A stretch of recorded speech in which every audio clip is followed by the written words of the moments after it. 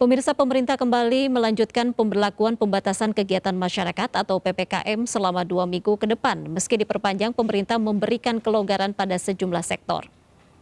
Dengan perubahan syarat vaksinasi untuk aglomerasi, mulai besok akan ada 54 kabupaten kota di level 2, 9 kabupaten kota di level 1. Terkait detail keputusan akan dituangkan dalam Inmendagri. Teman-teman media dan seluruh masyarakat Indonesia, seiring dengan kondisi situasi COVID-19 semakin baik, ada beberapa penyesuaian aktivitas yang perlu disampaikan pada periode PPKM ini. Pertama, tempat bermain anak-anak yang meliputi mal, perbelanjaan boleh dibuka untuk kabupaten kota level 2. Kami mensyaratkan bahwa tempat bermain anak harus mencatat nomor telepon dan nama orang tua serta waktu anak bermain untuk kebutuhan tracing. Kabupaten kapasitas bioskop untuk kota level 2 dan 1 dapat dinaikkan menjadi 70% dan anak-anak diperkenankan untuk masuk bioskop pada level 1 dan 2. Maka penerapannya adalah di PPKM level 1 itu ada di 18 kabupaten kota, kemudian PPKM di level 2 ada di 157 kabupaten kota, level 3 di 211 kabupaten kota. Nah, dari 18 kabupaten kota ini yang diterapkan level 1 adalah Sumbawa Barat, Natuna, Minahasa Tenggara, Makamulu, Lombok Barat, Ternate, Sibolga, Padang Panjang, Metro, Batam, Kepulauan Talaut, Kepulauan Anambas, Karimun, Halmahera Tengah, Gorontalo Utara, Bone Bolango, Bintan, dan Bengkulu. Pemirsa, pemerintah terus melonggarkan aturan PPKM. Anak-anak usia di bawah 12 tahun di DKI Jakarta kini bisa memasuki kawasan wisata dan bioskop. Pemerintah juga mengizinkan wahana permainan anak di pusat pembelajaran kembali dibuka.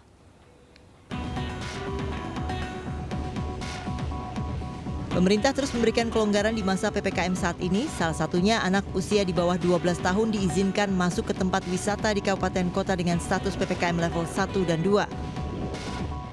Anak-anak bisa masuk ke lokasi wisata dengan persyaratan ketat, diantaranya harus scan barcode Peduli Lindungi untuk memudahkan tracing. Selain itu, anak harus didampingi orang tua yang telah divaksin. Wakil Gubernur DKI Jakarta meminta warga ibu kota agar tidak lalai dengan adanya sejumlah pelonggaran tersebut. Meski telah diizinkan berwisata, Wagub Riza Patria mengimbau para orang tua lebih baik untuk tidak mengajak anak-anaknya berpergian dan tetap berada di rumah. Ya kan memang pelonggaran itu perlu ada tahapan dan waktunya ya. Jadi kami menghormati perpanjangan PPKM dengan mulai membuka pelonggaran-pelonggaran secara bertahap dan berkelanjutan ya. Dan tentu anak-anak juga perlu rekreasi. Namun demikian kami harapkan semua melaksanakan protokol kesehatan dan tetap tempat yang terbaik sekali lagi tetap berada di rumah.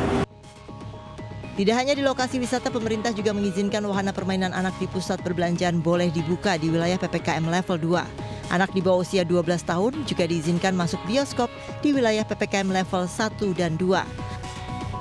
Selain itu, kapasitas bioskop juga dinaikkan menjadi 70%. Berbagai kelonggaran yang diberikan pemerintah diharapkan tetap membuat waspada karena pandemi belum berakhir. Tim Liputan iNews melaporkan.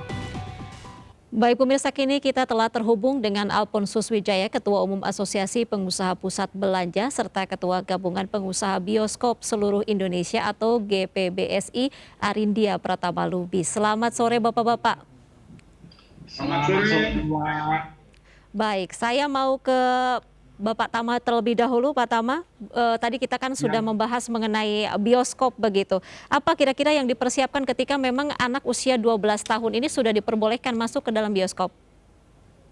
Ya, tentunya kita mempersiapkan untuk protokol kesehatan ya dalam menangani keluarga dalam hal ini ya untuk masuk ke dalam bioskop. Dan kita sedang membriefing tim-tim satgas kita yang ada di bioskop untuk memperhatikan keluarga-keluarga atau anak kecil yang masuk agar tidak tercipta kerumunan. Kita menghindari tercipta kerumunan dan tetap prokes tetap harus dijalankan secara ketat. Kurang lebih seperti itu, Mbak Irma. Baik, saya ke Pak Alphonse. Pak Alphonse, ini terkait dengan level 2 PPKM tersebut, itu ada beberapa pelaku usaha di mal yang boleh dibuka. Apa saja Pak Alphonse? Ya, saya kira untuk yang di level 2 sekarang berarti kan pemerintah sudah memberikan pelonggaran kepada hampir semua ya, semua kategori usaha yang ada di pusat perbelanjaan khususnya yang ada di level 2. Meskipun kategori-kategori usaha itu tetap beroperasi tetapi tetap ada pembatasannya.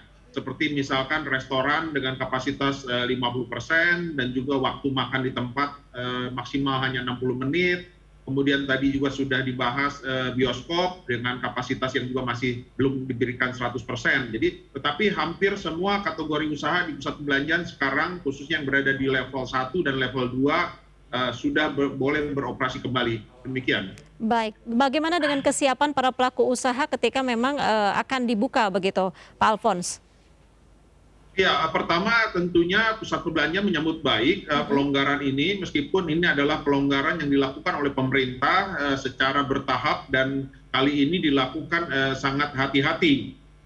Tetapi dapat dipastikan bahwa pusat perbelanjaan sebetulnya sudah siap, karena pusat perbelanjaan sekarang ini sudah memiliki 2 protokol yang berlaku di pusat perbelanjaan. Pertama adalah protokol wajib vaksinasi yang pemeriksaannya dilakukan melalui aplikasi Peduli Lindungi, dan juga kedua adalah protokol kesehatan yang selama ini memang sudah berlaku sejak awal pandemi dan masih berlaku sampai dengan sekarang, seperti pengecekan suhu, wajib masker, jaga jarak, cuci tangan dan sebagainya.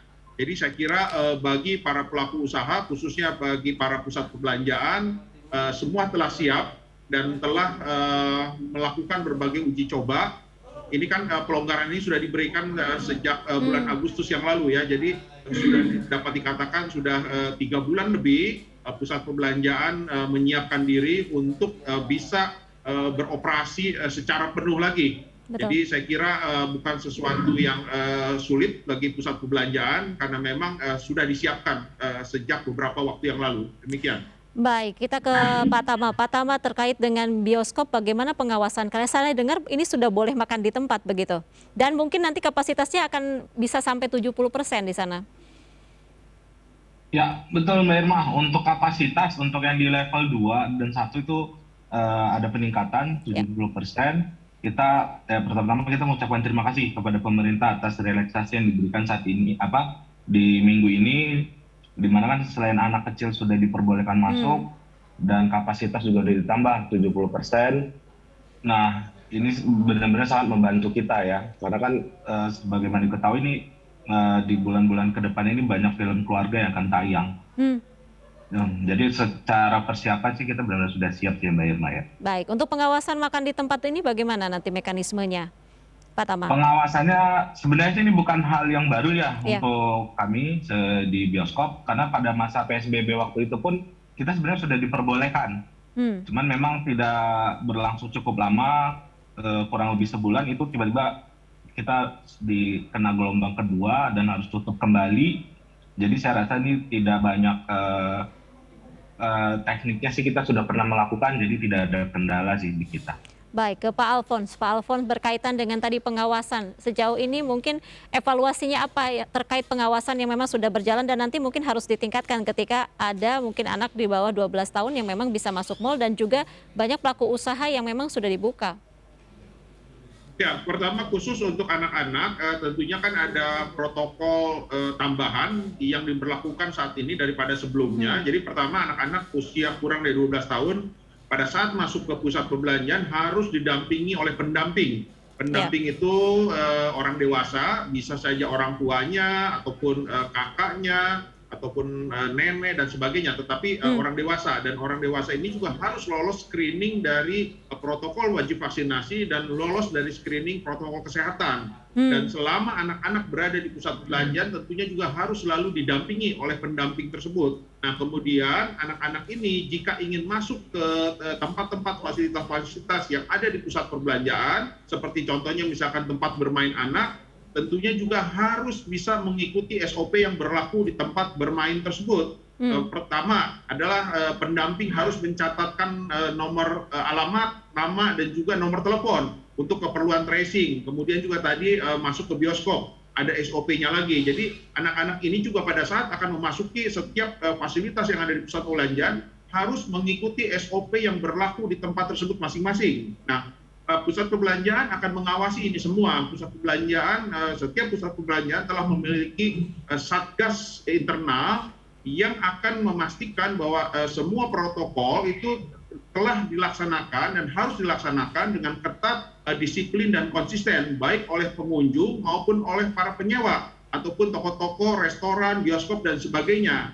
Kami akan menegur, satgas internal di pusat perbelanjaan akan menegur, akan mengingatkan semua pengunjung, termasuk juga para penyewa, agar bisa menerapkan protokol kesehatan dengan baik, ketat, disiplin, dan juga konsisten. Jika terjadi pelanggaran, maka tentunya pengunjung akan diingatkan, ataupun kalau masih tetap melanggar, bisa diminta untuk keluar, meninggalkan pusat perbelanjaan. Dan juga kepada para penyewa, ataupun toko-toko yang ada di pusat perbelanjaan, jika tidak melaksanakan protokol dengan baik dan benar, juga akan ditegur, akan diberi sanksi. Bahkan sanksinya bisa sampai dengan penutupan operasional sementara waktu, sampai dengan dapat dipastikan para penyewa tersebut ataupun toko-toko tersebut dapat melaksanakan protokol kesehatan dengan ketat, disiplin dan konsisten. Demikian. Baik, kalau dari pengelola mal sendiri ada satgas begitu yang mengawasi dari internal ya. Tapi kalau dari bioskop bagaimana? Apakah memang ada satgas? Dan mungkin yang terakhir Pak Tama, ini terkait dengan film-filmnya nanti mungkin akan disesuaikan supaya bisa ditonton anak-anak kah?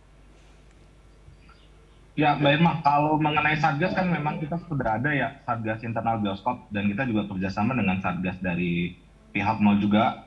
Kita saling monitoring bersama. Nah, kalau Satgas dari bioskop ini memang di setiap daerah kita sudah ada ya. Setiap bioskop yang kita punya ini itu sudah ada Satgasnya. Jadi memang pengawasan itu mereka akan lebih ketat lagi untuk memperhatikan dengan relaksasi saat ini.